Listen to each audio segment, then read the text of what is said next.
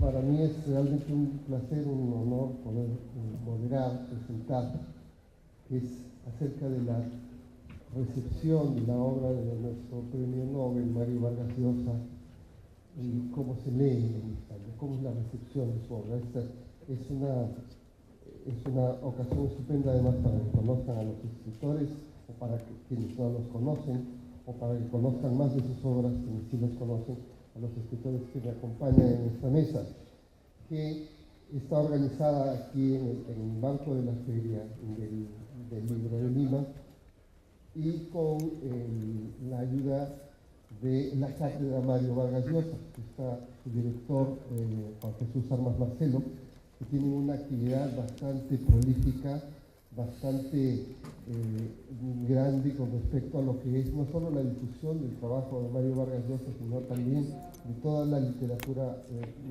latinoamericana, peruana y española y sus relaciones. Por eso esta mesa me parece tan interesante.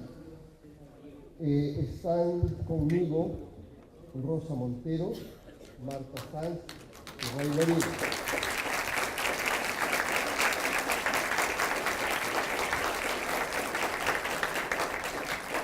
Son tres escritores de grandísima calidad. Les decía hace un momento que para mí es realmente un honor presentarlos, no solo por esa calidad que tienen, sino porque les diré en confianza que son grandes amigos míos. Y me siento muy honrado de esa amistad. Y creo que quienes aún no los conocen van a disfrutar muchísimo con sus trabajos, porque pertenecen a distintas tendencias narrativas, a distintos enfoques de la literatura, pero con una trayectoria consolidada a lo largo de los años, con premios, con distinciones y sobre todo con la principal distinción creo que hay, que es el fervor de sus lectores. Son escritores realmente de lujo. Rosa Montero, además de una periodista de gran trayectoria, vinculada fundamentalmente al periódico El País. Ha escrito, además de sus muchas crónicas también recopiladas, ¿verdad?, y que ha recibido innumerables premios, entre ellos simplemente mencionar el de la Crítica de Madrid, el de la Asociación de Prensa de Madrid y recientemente el Premio Nacional de las Letras. Yo creo que lo que considera su primera novela es La Función Delta, ¿verdad, Rosa? Como tal. Pero tiene, entre muchas otras, Crónicas del Desamor, El Corazón del Tártaro, La Loca de la Casa, La Historia del Rey Transparente, La Ridícula Idea de No Volver a Verte, y un libro de cuentos que ella sabe que a mí particularmente me gusta mucho, que es las historias de amantes y enemigos, realmente estupenda. Está también con nosotros Marta Sanz, que escribe no solo novelas, sino también ensayo, y has escrito poesía, ¿verdad, Marta?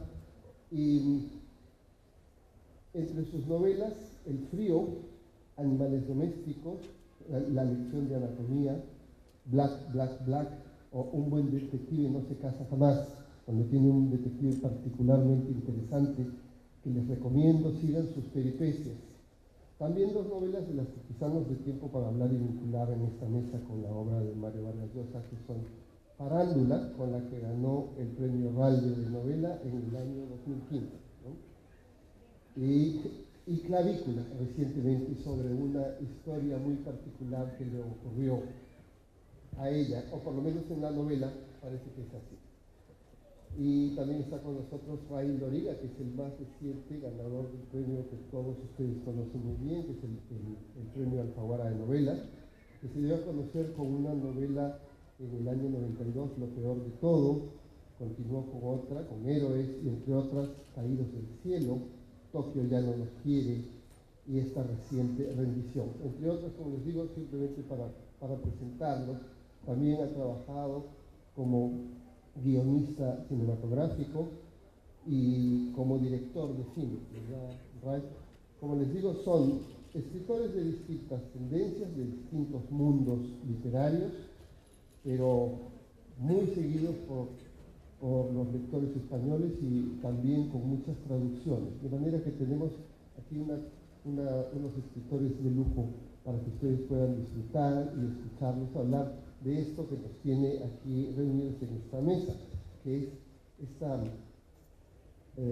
recepción de la obra de Mario Vargas Llosa, que como seguramente ustedes saben, en España es un escritor tan leído quizá como aquí y tan normalmente vinculado a las actividades culturales, a la vida intelectual del país. Yo creo que Mario Vargas Llosa es uno de los referentes y también uno de los escritores intelectuales polémicos, no podía ser de otra manera, y en España también se ve así. Yo lo primero que quisiera preguntarles es su relación como lectores con Mario Vargas Llosa. ¿Cuál es la primera novela que recuerdan, o la primera novela que recuerdan con especial afecto o interés? Está bien que empecemos por mí, que soy la mayor, que soy la que tengo la relación más antigua como lectora, ¿no? con Vargas Llosa.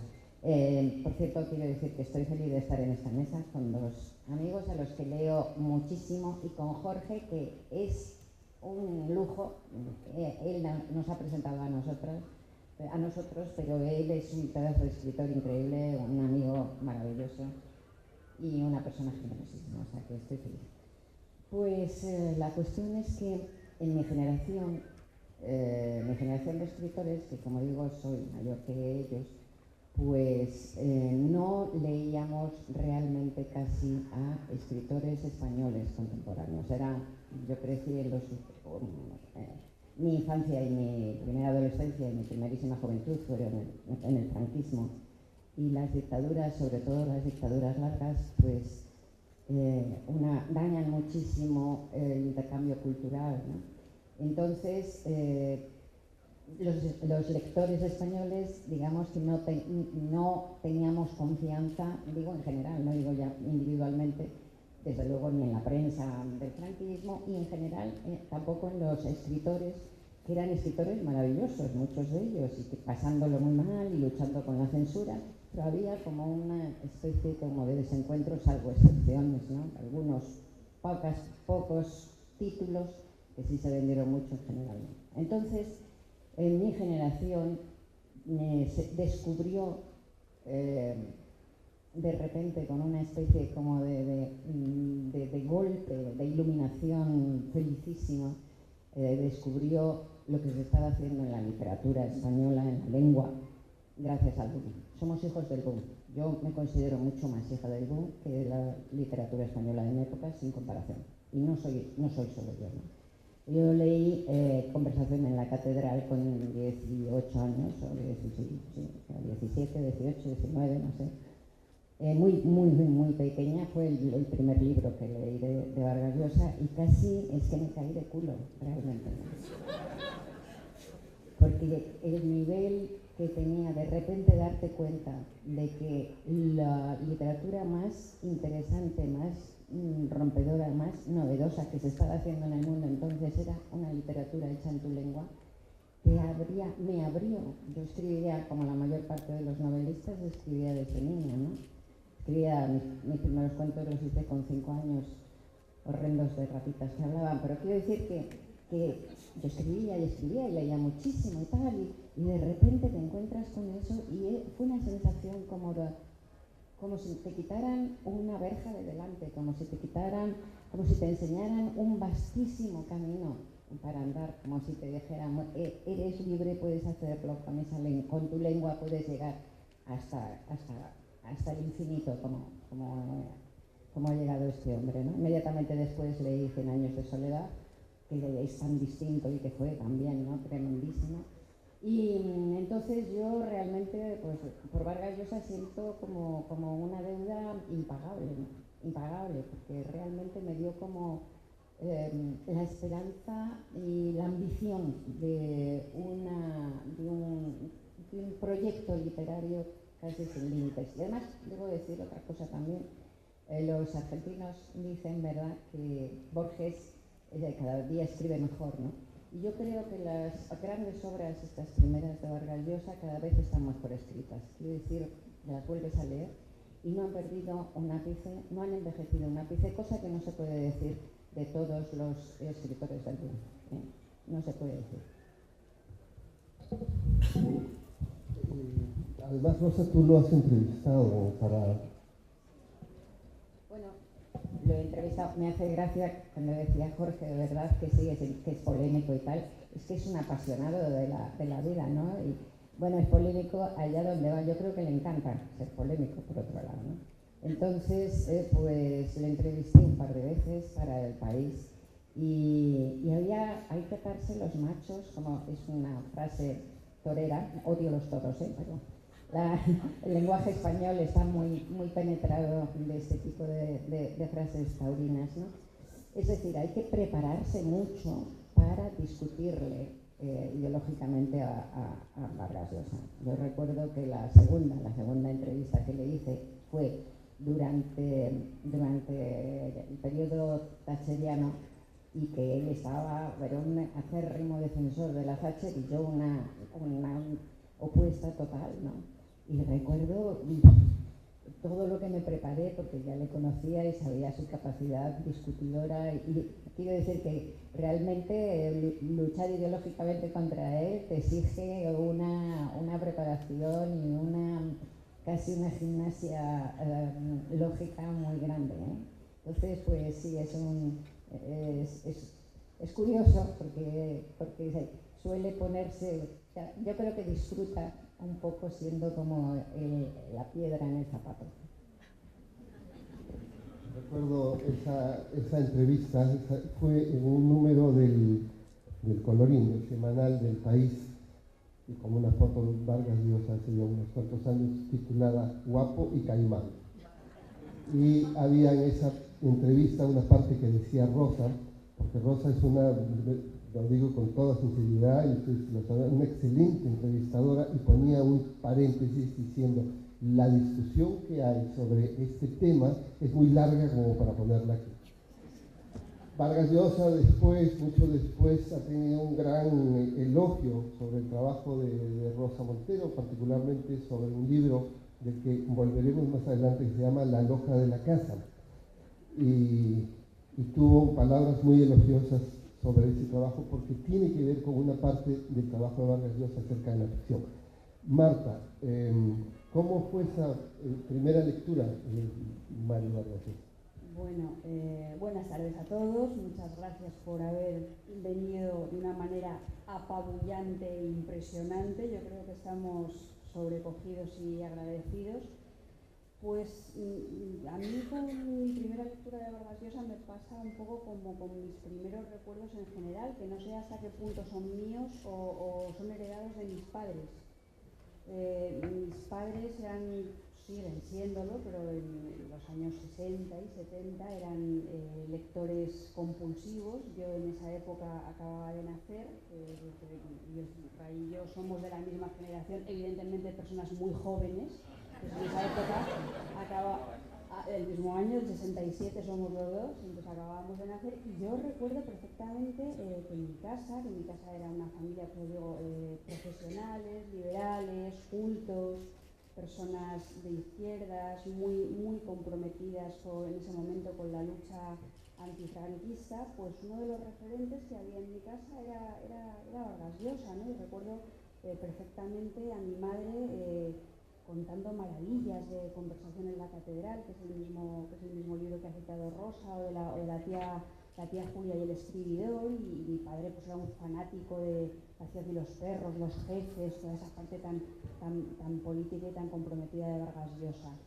Yo personalmente, más allá de esas lecturas diferidas, de esas lecturas por herencia materna y paterna, tengo un recuerdo muy vívido y muy impresionante de Quién mató a Palomino Molero, que es una novela de la que no se habla tanto, pero que tiene un arranque absolutamente espectacular y que nosotros estudiábamos en la Escuela de Letras.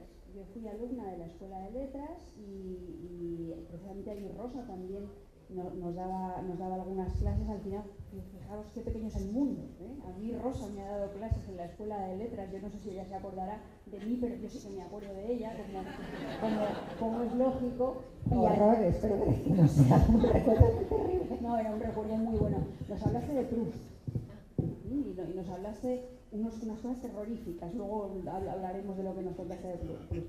Y en esa escuela pues estaba dando clase Constantino Bertolo, que fue el primer editor que precisamente publicó las obras tanto de Ray Loriga como la mía, ¿no? Con lo cual al final el mundo es muy pequeño.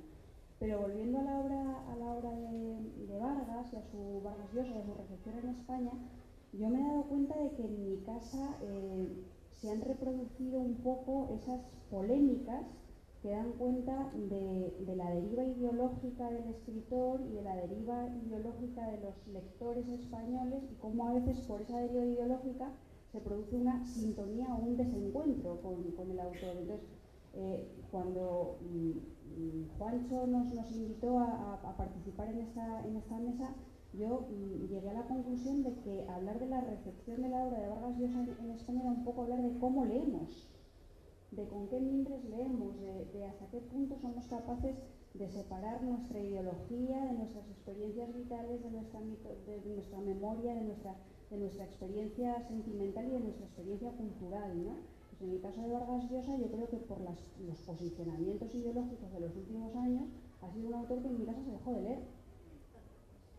Se dejó de leer, o sea, rotunda y radicalmente, probablemente porque se pensó que había otras cosas mejores que hacer, ¿no? Ya ha pasado la mitad de los españoles, ¿no? Que han dejado de leer a Vargas Llosa diciendo no voy a leer a ese señor que es de derecha, básicamente, ¿no? Quiere decir, insisto, esto nos hace un poco formularnos la pregunta de cómo leemos, por qué leemos. ¿Podemos separar lo literario de lo ideológico, de las experiencias vitales? ¿Somos todos lectores sectarios? ¿Hay gente que es más sectaria o menos sectaria a la hora de leer? Y creo que esto también se vincula con el hecho de que Vargas Llosa es un escritor interesante, aparte de porque tenga calidad literaria, que eso es una cosa muy ambigua, porque es un escritor enfangado en su tiempo.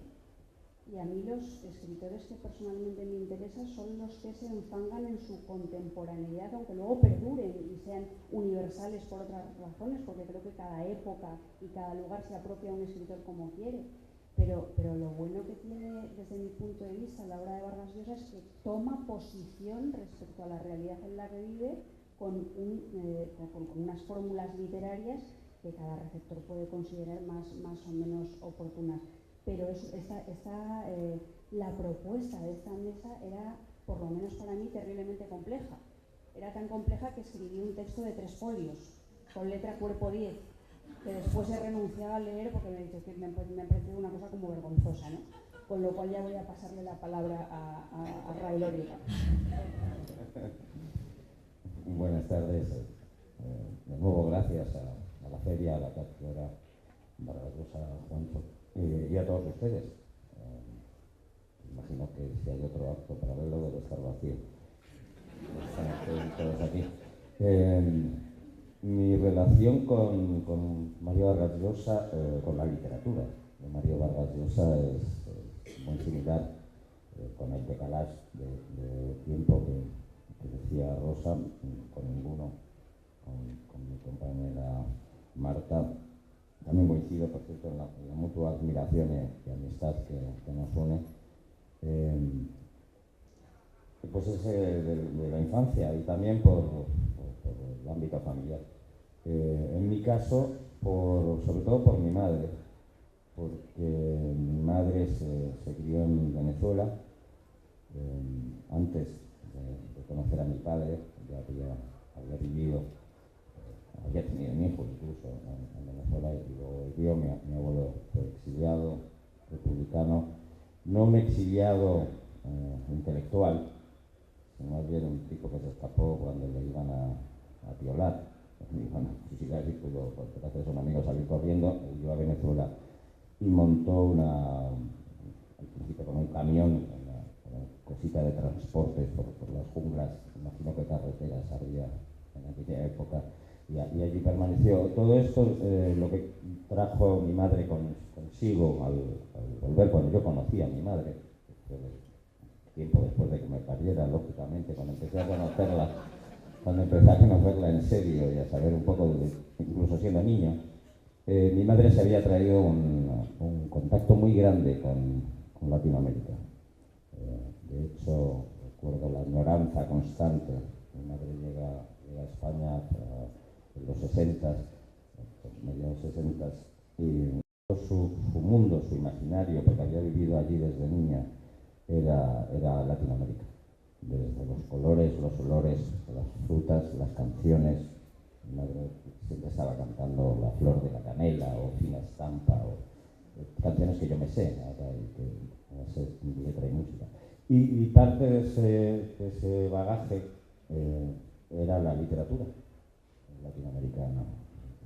En mi casa pues estaba en el lugar de privilegio de Bohuslav Pietri, a Félix Fernández, Borges, Cortázar, Vargas Llosa, evidentemente. Y Gabriel Infante, todos esos libros estaban en un lugar de privilegio, y para mí fue muy natural que ese fuera uno de los primeros contactos que tuve con la literatura. Y en el caso de Mario, evidentemente por conversaciones en la catedral, luego La ciudad y los perros, que también me voló la cabeza, me caí de culo y me voló la cabeza, las dos cosas a la vez. Hay que decir de foto. De foto. Me caí de foto. Y coincido en una cosa que ha dicho Rosa, ¿no? El saber, quizá, siendo más joven, un poco más joven, no tanto como Rosa, que exagerar, la distancia que nos separa. Desde el principio me di cuenta de que en castellano, en español, en nuestra lengua, esta que nos ata, nos une, y también nos diferencia, porque somos todos muy distintos, se podían hacer cosas prodigiosas. Al mismo tiempo que uno estaba leyendo a Proust, por ejemplo, o estaba leyendo a Faulkner, escritor que tiene mucho que ver con Mario también, con Vargas Llosa, siempre me ha gustado repetir la expresión segundos frente a nadie en la historia de la lengua, en nuestro idioma. Y es verdad que, por lo mismo que ha dicho Rosa, incluso en mi generación había un rechazo muy grande a todo lo inmediato de lo español, desde el espantoso cine del Destape, al porro pompero, a la España de pandereta y de folclore. Y claro, la diferencia intelectual que veíamos en la literatura latinoamericana, que no quiere decir que en España no existiera, evidentemente, buena literatura, pero mucha de ella se hizo también en el exilio, pues nos dio de alguna manera alas y, por otro lado, una extraña dignidad, incluso en el sueño de escribir, una dignidad todavía no merecida, porque estaba uno soñando con ser novelista, pero por lo menos ya soñada, no partías de un complejo. Se han tocado algunos aspectos inevitables cuando se habla de Vargas Llosa, no solo esa influencia sobre los escritores y sobre los lectores y cómo ese mundo irrumpió como el mundo latinoamericano, la literatura latinoamericana en España, sino también, en el caso concreto de Vargas Llosa, sobre esos posicionamientos ideológicos que hacen que el mundo que lo lee se divida casi a cuchillo entre quienes están con él y quienes no, porque creo yo que es un escritor de esos que todavía, para quienes sigue vigente el decir que son comprometidos, esa butad que se le atribuía a Borges, que decía que cuando le preguntaban qué opinaba de la literatura comprometida, decía, si está comprometida debería casarse. Es una manera de desmoronar al tipo de escritores como Vargas Llosa. Me ha interesado también la mención a una novela poco mencionada con la que empezó a hablar Marta respecto a quien mató a Palomino Molero, probablemente porque Marta tiene unas novelas policíacas, como les he dicho hace un momento, y quizá ahí hay un germen de esto, que es lo siguiente a lo que quisiera abordar. Con respecto a Rosa, el libro del que les hablé hace un momento, La loca de la casa, es un libro particularmente interesante porque es una novela, pero al mismo tiempo es una forma de explicar los mecanismos más sutiles y más en penumbra de la ficción. Yo creo que eso es lo que le gustó tanto a Vargas Llosa para escribir su artículo elogioso, y me hizo pensar que un libro, una novela, La loca de la casa, que tiene además unos elementos ficticios, otros que son reales y todo queda así disuelto en esa penumbra. Yo creo que le gustó porque, como les digo, hay una parte del trabajo de Vargas Llosa que tiene que ver con con el ejercicio reflexivo acerca del proceso de la creación literaria. Y en ese sentido, yo no sé si hay alguna influencia, algún vínculo entre La loca de la casa y La verdad de las mentiras. Bueno, le menciono La verdad de las mentiras en La loca de la casa, como mencionó otro libro que se llama, parecidísimo, casi igual, La verdad de la mentira, me parece que es de Stephen Vicenzi, que es otro libro, es un escritor húngaro, que es un libro también precioso sobre el hecho de escribir, y menciona otros libros, porque es un libro que habla de la creatividad, efectivamente, y que está hecho, es mi libro más interactivo, porque juego con el lector el juego de la creación, ¿no? Entonces está hecho como una autobiografía. Parece una autobiografía y lo empiezas a leer y de repente el lector llega a un punto del libro en donde es evidente que estoy mintiendo, ¿no? Hay una mentira obvia, ¿no? Entonces el lector se dice, bueno, yo espero que se diga, si esta mujer, Cáspita, me está mintiendo, y si esta mujer me miente aquí, ¿en qué más me miente? Bueno, pues yo digo en el libro, en todo, ¿no? Prácticamente. Me hace mucha gracia porque en el maravilloso y generosísimo, porque es muy generoso, además, Vargas Llosa, debo decir, como persona, ayudando a gente más joven y tal, es muy generoso. En el maravilloso y generoso artículo que escribió, pues daba por cierto que yo tenía una hermana gemela, que yo digo que tengo una hermana gemela y no la tengo en absoluto, ni hermana, no gemela ni nada, no tengo. Y daba por falso una cosa que yo cuento de los enanos, que es verdad. Entonces, esto forma parte del juego literario, ¿no? Bueno, cayó, sí, y puede caer cualquiera, da igual. Quiero decir que la lectura, tú vas haciendo tu propio camino de verdades y mentiras. Eso es la ficción, ¿no? Eso es la ficción. No es que uno se equivoque, digamos, ¿no? A la lectura están. Pero yo quería contar, si me permites, Jorge, solo volver un poquito atrás de lo que ha dicho Marta. Creo que le vino muy mal a Vargas Llosa cuando él se posicionó con lo de Cuba. Fue en un momento en donde España, que todavía estaba en los finales del franquismo, éramos una sociedad tremendamente politizada, tremendamente ideologizada.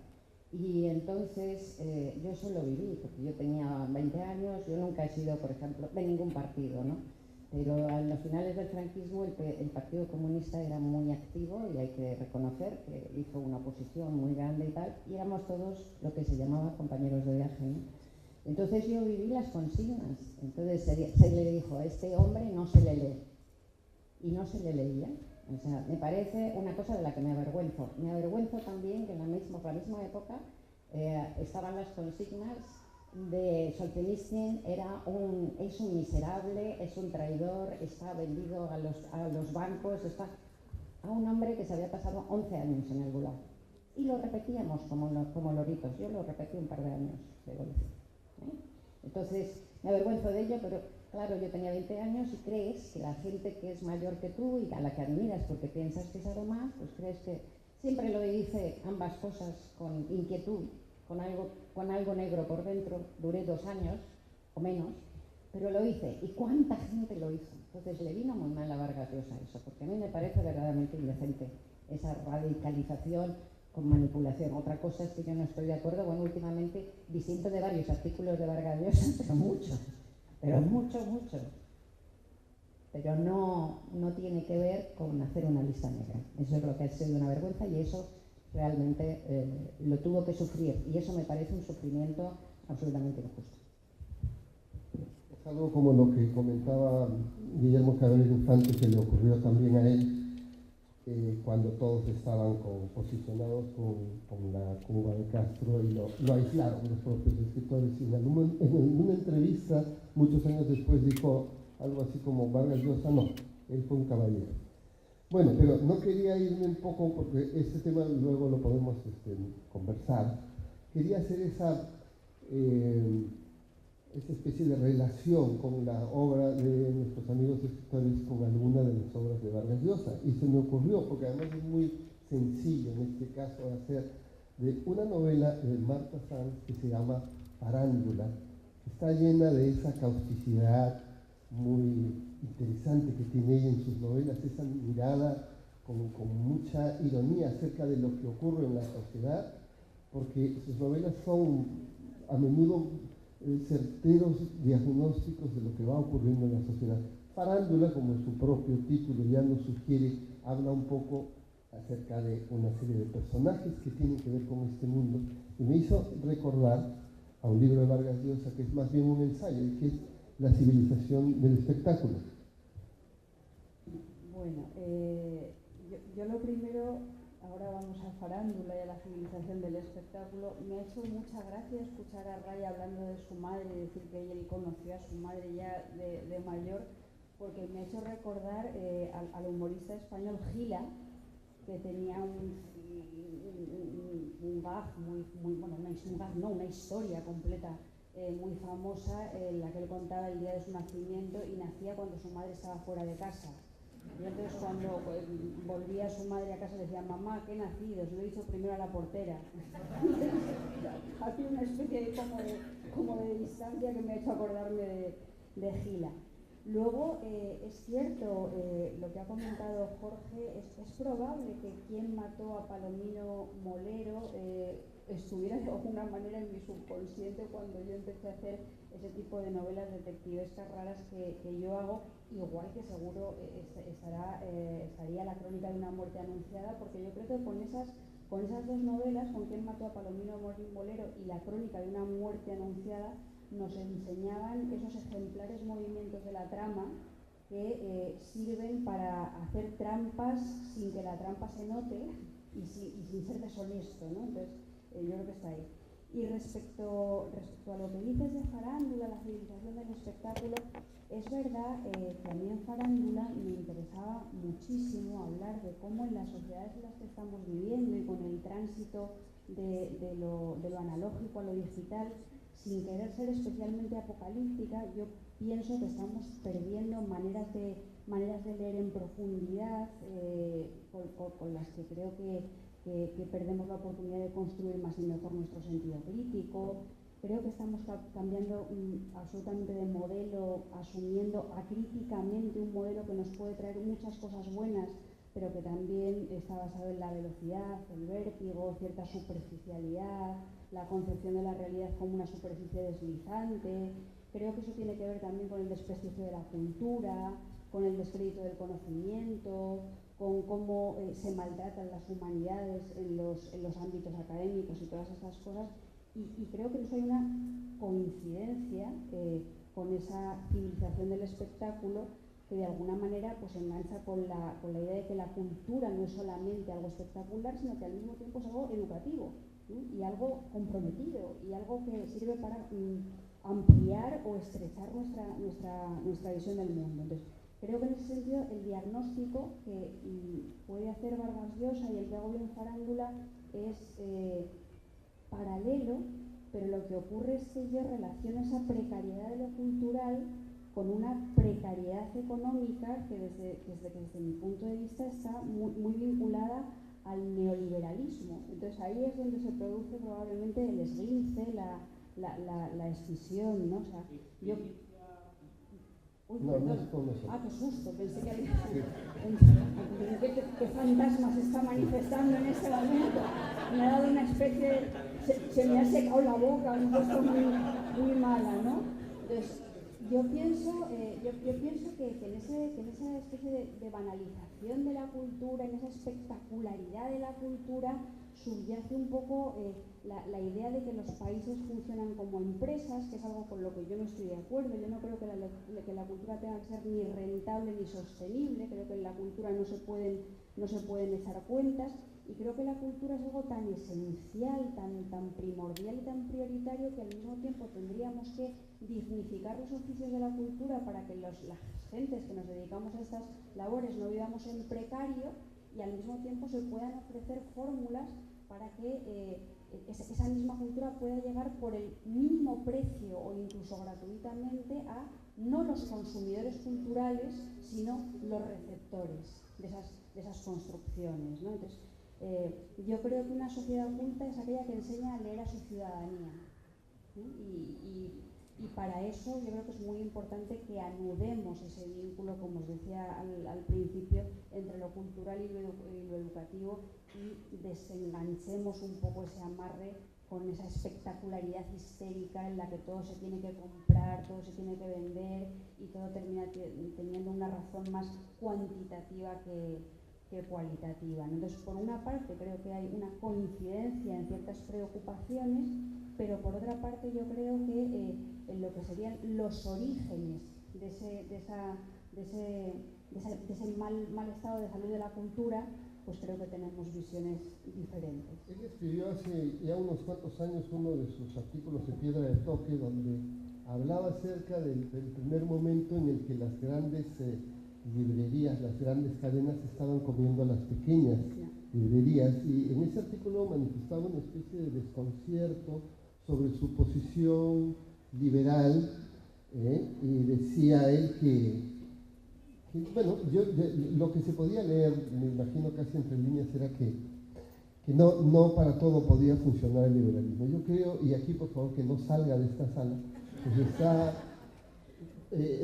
hay en su posición unas ciertas gotas de socialdemocracia últimamente en sus planteamientos, aunque como dice Rosa, en otros probablemente no. Pero bueno, ya han visto que es imposible no hablar de Vargas Llosa y sacar este tipo de temas, aunque yo lo haya llevado más al terreno de la literatura, cosa que quiero seguir haciendo con Ray, cuya, como les decía, su primera novela, Lo peor de todo, del 92, creó una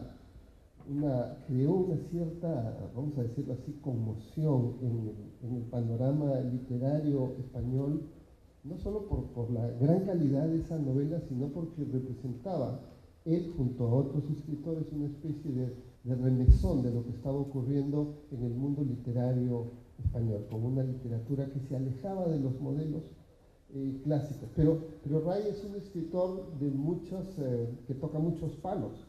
Y hay una novela que a mí me gusta particularmente y que estábamos hablando hoy, que es Ya solo habla de amor. Es una novela que tiene un punto sombrío respecto a este personaje, Sebastián, que vive en un estado casi de melancolía perpetua por un amor que por momentos parece solo una sublimación del amor. Y me hizo pensar a mí en una novela de Mario Vargas Llosa en la que el personaje persigue por todos lados a esa chica perversa, que es la niña mala. Aunque evidentemente no hay una gran conexión, creo que hay algo esencial que es el desencanto en ambas novelas.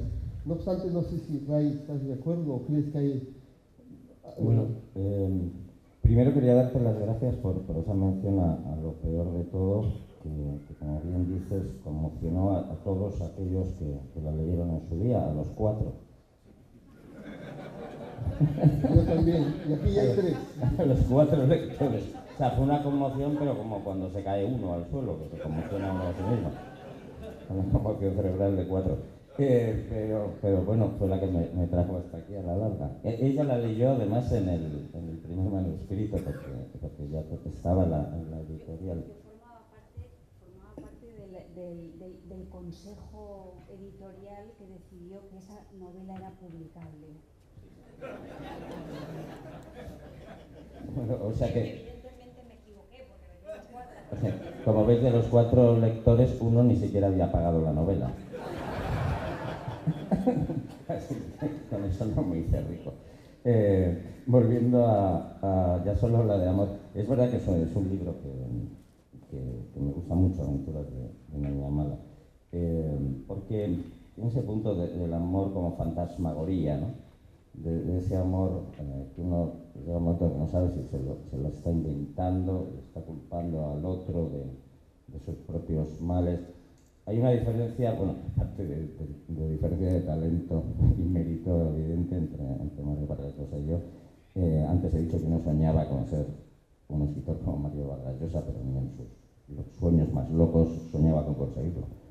Soñaba con parecerse a algo. Pero sí hay algo en común, que es eso, y luego hay una diferencia que en el caso de la novela de Mario, el personaje de ella sí se va volviendo, de alguna manera se muestra culpable por parte del narrador, ¿no? Digamos que no es inocente, el propio título lo dice, ¿no? Y en el caso de mi humilde novela, ya solo habla de amor, no hay tal mujer malvada, es solo que el tipo es un imbécil. Y se va, es tan tonto que ante una historia de desamor decide abrazarse al desamor, ¿no? Pues cuando me preguntaban en la promoción de esa novela, cuando salió, pues es un tipo que va a la desgracia como el que va a la feria, se quiere subir en todos los cacharritos. Y entonces se enamora de esa idea, de esa maladí, digamos, ¿no? Pero sí, que pertenecen, como otras obras de Vargas Llosa, a ese territorio confuso, lleno de equívocos que es el amor, y visto también con cierta ironía y con cierta crueldad también hacia los propios sentimientos. Hacía yo la referencia, más que por la niña mala, que es un personaje muy seductor, porque Sebastián de alguna forma se parece más, tal como lo has calificado tú además, a Ricardo Somocurcio en su empeño del amor, aunque él es un caso concreto, no es el que va siguiendo, porque para mí pertenece a esos personajes que yo llamo los iluminados de la obra de Vargas Llosa. En la obra de Vargas Llosa hay muchos personajes que viven obcecados con una idea, con defender a toda costa su idea o algo que les obsesiona. Están por todos lados, desde Pedro Camacho hasta el propio Ricardo Somocurcio. Y esto me lleva a la última pregunta, antes de abrirlo a ustedes para que pregunten también, que es, entre todas esas obras que él tiene, sus novelas políticas, sus novelas de indagación más personal, sus ensayos, ¿cuál de estos libros se quedarían ustedes? ¿Cuál es el que más les ha interesado o gustado? Yo ya lo he dicho, bueno, me gustan muchísimo todas. Ahí tiene 6 libros así que son absolutamente monumentales, pero vamos, como Conversación en la Catedral, ninguno para mí. A mí me gusta mucho Conversación en la Catedral porque pues, bueno, es una renovación del lenguaje literario y de las posibilidades de escribir en español, como han dicho mis compañeros, que es absolutamente increíble. Pero a mí me gusta mucho La tía Julia y el escribidor, porque yo soy una escritora que está muy interesada, igual que Rosa, y me imagino que también igual que Ray, con cómo se reinterpreta la materia autobiográfica en los textos de ficción, ¿no? Y me gusta mucho darle vueltas a la idea esta de que acaso la ficción es verdad. La ficción es verdad en la medida en la que la metabolizamos, cambia nuestra visión del mundo y termina incluso formándonos una mancha en el hígado a veces. Y de la misma manera, y a esto ya ha apuntado Rosa, cuando escribimos textos autobiográficos estamos utilizando la mediación del lenguaje que de alguna manera crea un filtro que distancia el concepto de verdad del texto literario, ¿no? Entonces a mí me parece muy interesante la aportación que hace Mario en la tía Julia del Escribidor. Ray. Pues, hombre, estar en la catedral Vargas Llosa y referirnos a sus primeros libros parece como tirar por tierra un poco tantos años de trabajo y esfuerzo. De hecho, el último que me he leído son Las 5 esquinas, que me ha gustado mucho, por cierto. Pero quiero explicarlo, por lo menos desde mi perspectiva, y no sé si nos pasa a todos, que las lecturas que uno hace en la etapa de formación son literaturas fundacionales, escrituras y literaturas fundacionales de nuestro propio trabajo. Entonces es normal que uno tenga un apego mucho más grande a la primera vez que escuchó esa voz, o las 2, 3 primeras veces que escuchó una voz así de relevante, que a lo mejor luego, por mucho que cambie el escritor, la costumbre de seguir leyéndolo, ¿no? Eso en ese sentido. Y luego, muchos. A mí, La ciudad de los perros, que me dice un libro que me encanta, me parece una maravilla también, porque me hizo ver las posibilidades de una estructura concreta, incluso una localización utilizada como amparo de una historia y como permea desde lo geográfico, y me refiero a lo estrictamente geográfico, no a las costumbres y hábitos de un pueblo concreto, una nación, sino lo que es, pues, cuando escribí una novela de Conrad, lo que significa un barco en una novela y lo que significa un lugar concreto en una estructura literaria. Y luego también por sus visiones de la biografía, como decíamos, como territorio de ficción, ¿no? Tanto la auto como la ajena. Tiendo a pensar que lo que llamamos la verdad, si tal cosa existiera, como bien nos enseñó aquella película de Kurosawa, Rashomon, es más riguroso que exista la verdad, pero si tal cosa existiera sería una causa accidental. En cambio, la ficción es una causa voluntaria. Y entonces, de ese cruce de accidente y voluntad, creo que nace la ficción también. Creo que no tenemos tiempo, pero es que me ha surgido de lo que decía Ray, es que los libros de Vargas Llosa, como es un maestro, además en la narración es que te enseñan cosas. Y decía, yo aprendí de esta estructura y tal. Cualquiera, yo he aprendido tanto esto, por ejemplo, de la Guerra del Fin del Mundo, tiene un hallazgo que me parece tan genial, que es que se muere el protagonista al principio y ya el resto de la novela, que son tropecientas páginas, todo lo que le pasa, todos sus peleas, sus afanes, sus sueños, tú sabes que van a ir a morder el polvo y a morirse. Qué maravilla, qué bien hecho está y cómo te estremece, ¿no? Entonces, leyéndole aprendes cosas brutales como escritores, ¿no? Es una caja de herramientas de platino. Ahora que mencionas esa novela, además, La Guerra del Fin del Mundo, creo que es una de las grandes novelas de madurez de Mario Vargas Llosa y una de las grandes novelas de su desencanto respecto a lo que decía hace un momento de los fanatismos, porque ahí están clarísimos el fanatismo religioso, el fanatismo ideológico y el fanatismo militar. Cada uno de los personajes que funciona ahí, creo que es como la explosión de lo que él planteaba en su propia posición frente al mundo. Bueno, hemos acabado con una puntualidad casi peruana, ¿no? Así que como me han dicho los organizadores que tenemos todavía un tiempo, pues me gustaría abrir el debate o abrir la ronda de preguntas. Aquí hay una.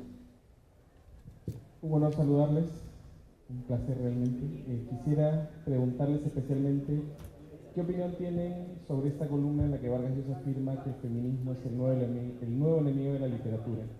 Especialmente a ti, Rosa, me interesa tu opinión.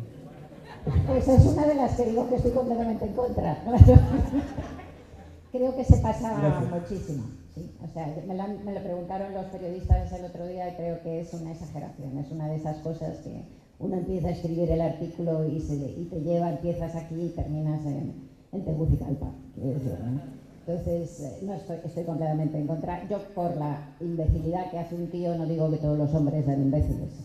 Creo que hay una confusión. Claro que sigue de ese hilo para ir a ese lugar, con lo que significa el feminismo como lucha constante por una causa inapelable y absolutamente inapelable, y la actitud, digamos, social o pública de cuatro famosos o cuatro famosas en ciertas circunstancias X, ¿no? Creo que es una lucha mucho más seria que esta. Suscribo. Estoy en el centro, no tengo nada más que añadir. Buenas noches, un lujo realmente escucharlo. Mi pregunta es la siguiente. Siendo Vargas Llosa un escritor peruano, muchas de las referencias en su obra son a lugares y a temas puntuales de la cotidianidad peruana, ¿no? A ustedes como lectores les crea esa ansiedad de no manejar exactamente lugares o referencias.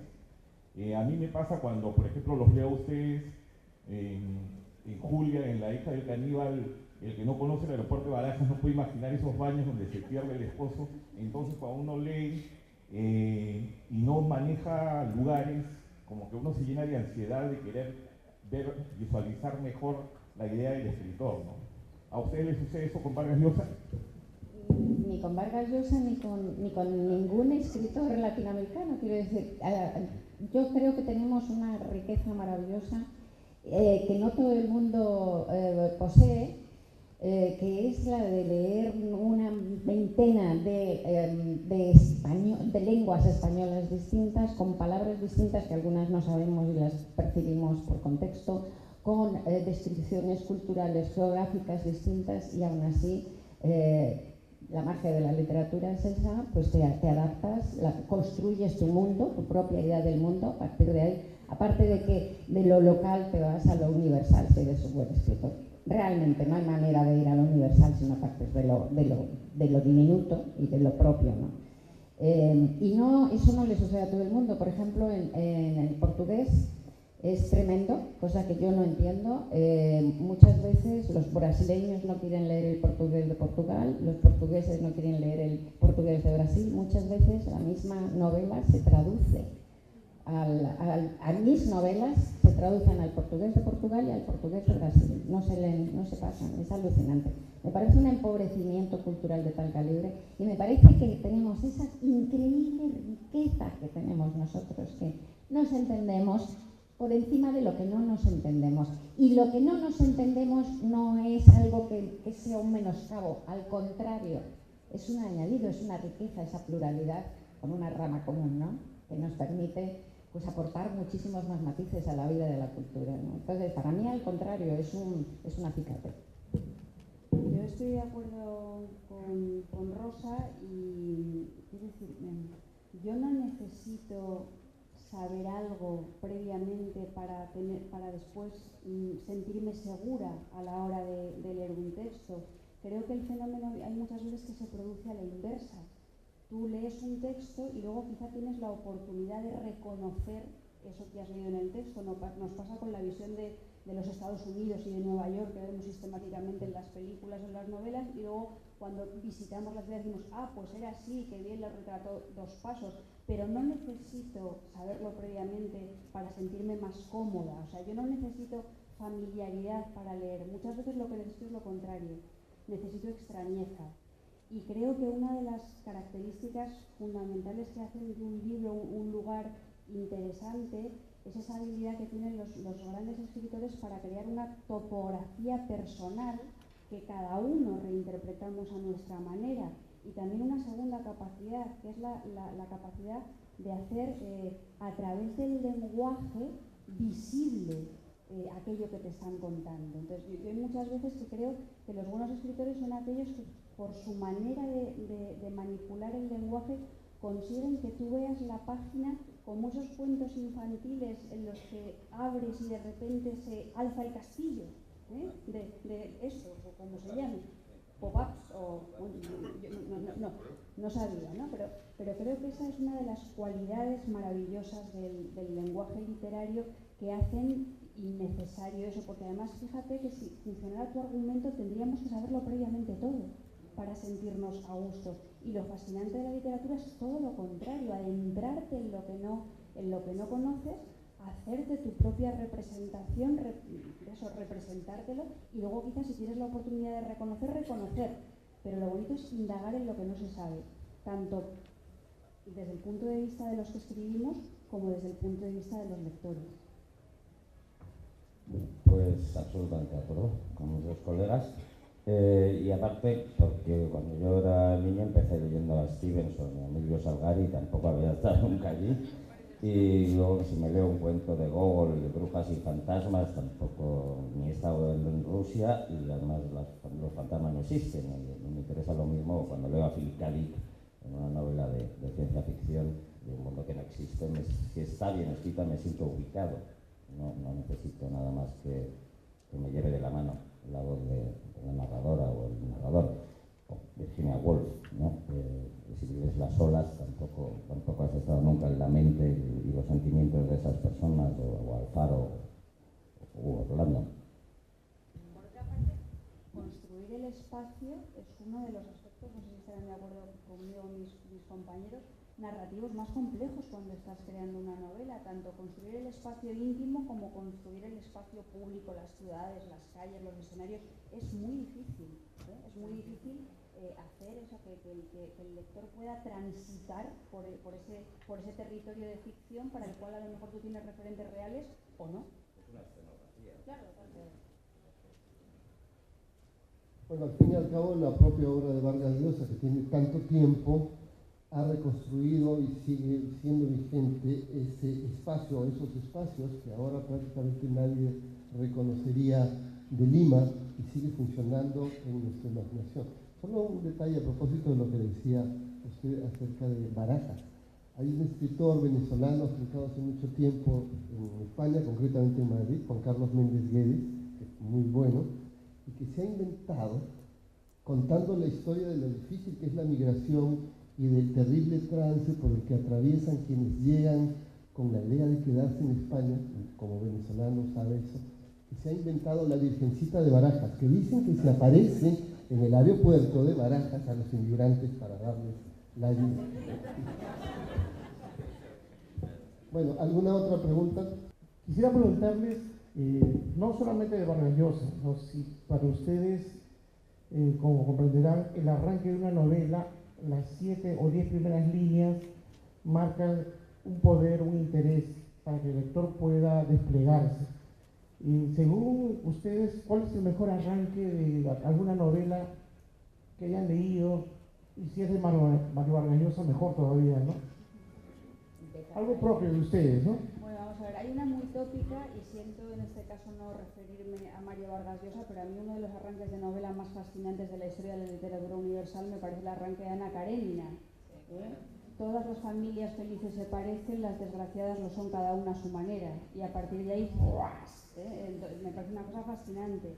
El comienzo de la crónica de una muerte anunciada, el día que lo iban a matar Santiago, me parece también absolutamente fascinante, porque tú vas leyendo todo el rato con la esperanza de que te hagan una trampa que no te hacen. O sea, tú vas leyendo queriendo que el escritor te engañe, y sin embargo el escritor no te engaña. A mí esos dos comienzos me gustan mucho. Bueno, y luego tenemos En un lugar de la Mancha. Por favor, de cuyo nombre no quiero acordarme. Que la primera pregunta que te tienes que hacer como lector, ¿y este tío que habla, primero, quién es? Y segundo, ¿por qué no quiere acordarse? Eso es leer un libro, yo creo. Pues voy a decir un principio de un libro nada conocido probablemente, que alguno puede haber leído, pero que no es evidentemente El Quijote. Y es el principio de una novela de Samuel Fuller, que aparte de director de cine, era un escritor magnífico. Y es una novela que se llama El Rifle, que habla de la guerra en Indochina y es sobre un personaje, empieza, no me acuerdo el nombre exacto del individuo vietnamita, pero empieza así, dice: Juan Kun medía unos 50 y pesaba 60 kilos, 65 con las cananas y el rifle de cargado. Me parece un principio precioso. Bueno, como sabrán ustedes, conocen en España la frase de la que se han hecho, con esa frase se han hecho una cantidad de seminarios, cursos, conversatorios, libros, etcétera, que es parte del arranque de Conversación en la Catedral, ¿no? Que más o menos es parado en la puerta de la Crónica Santiago contempla la avenida Tacna con desamor. Piensa, ¿cuándo se jodió el Perú? ¿No? Da igual. Por la costumbre, no. Yo quería decir que se le da demasiada importancia desde mi punto de vista al comienzo de los libros. Está muy mitificado, ¿no? Hay cantidad de libros maravillosos que su comienzo no te acuerdas, no importa, y luego el libro te ha fascinado. Yo creo que es una especie como de tópico casi publicitario, lo de la importancia del arranque, ¿no? Pero bueno, a mí, yo además tengo una memoria rosa, pero por ejemplo me gusta mucho, que no lo sé citar bien, por el comienzo de Lolita, ¿no? Lolita, fuego de mis entrañas, no sé qué, maravilloso, ese párrafo primero es maravilloso. Muy buenas noches. Quería preguntar un poco la preocupación que tenía Vargas Llosa cuando iniciaba como en el oficio de la escritura. Él decía que le costaba mucho escribir una novela, mientras otros escritores como Cortázar o Balzac se le hacía muy fácil escribir la novela, ¿no? Entonces él era más de perseverancia y compromiso. Entonces me preguntaba cómo fue ese ejemplo para ustedes, ¿no? O sea, si tenían esa misma preocupación en sus inicios como escritores o cuál era la preocupación con el oficio de la escritura, ¿no? Gracias. Bueno, yo en mis inicios como escritora tenía menos preocupaciones de las que tengo ahora. Esto es algo que creo que comentaba ayer con Ray. Yo cuando comencé a escribir era mucho más inconsciente de lo que soy ahora y sobre todo me sentía mucho más segura de lo que me siento ahora. Con el paso de los años yo creo que vas aprendiendo muchas cosas de cada libro que escribes y en la medida en la que aprendes más cosas cada vez te das cuenta de todo, de todo lo que no sabes hacer, ¿no? Entonces creo que cuando tienes esa actitud de alerta permanente, de inseguridad permanente, persistir en el oficio de escribir y no confiar para nada en una genialidad que casi seguro no tienes es absolutamente fundamental, por lo menos para mí. A lo mejor hay otros escritores que se consideran tocados por el dedo de Dios y por las musas y no hay ningún problema. No es mi caso. A lo mejor Ray. No, de hecho estábamos comentando ayer esto, porque al principio es verdad que con esa mezcla de pasión, audacia y mera insensatez, inconsciencia, uno se tira a la piscina también, porque al principio uno sueña con que alguien le va a leer, pero no lo tiene delante. Y ahora ya sabe que le van a leer para empezar unos lectores de su propia editorial, unos editores y luego un número de lectores, digamos, reales, de lectores como ustedes. Y entonces eso asusta más, o por lo menos a mí.